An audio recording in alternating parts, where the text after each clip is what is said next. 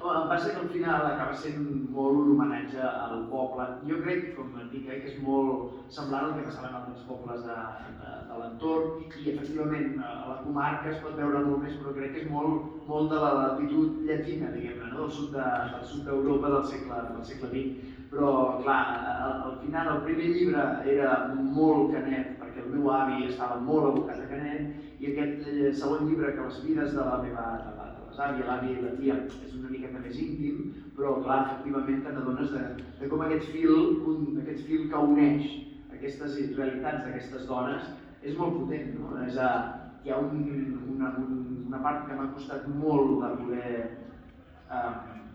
unir i explicar, unir les peces per poder-les explicar, que és la relació entre dones de la mateixa generació.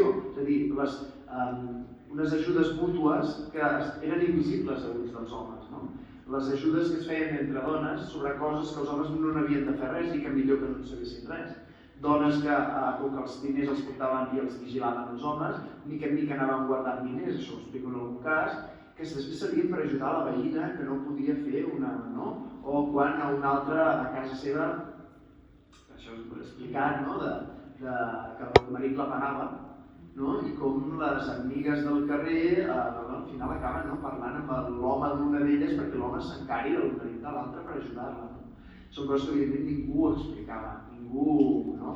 I reconstruir això és molt difícil, és gairebé impossible. Ha sigut més fàcil la relació de mares-filles, de gendre, no? Perquè hi ha però entre les de la mateixa, jo m'explicava però què feia la Maria de Cana?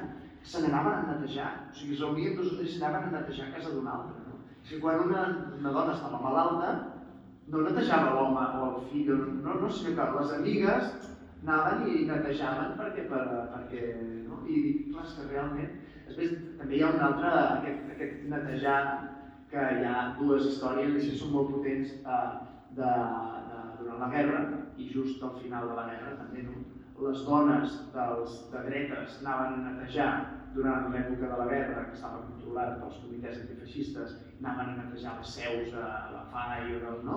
I després, quan és a l'inrevés, les dones dels que s'havien significat d'alguna manera per ser republicans anaven a netejar, i amb una setmana ho explico tot el llibre, però clar, i això tampoc no havia transcendit. Hi ha algunes coses d'aquest llibre que no havien transcendit perquè tot va fer que no s'expliquessin, no?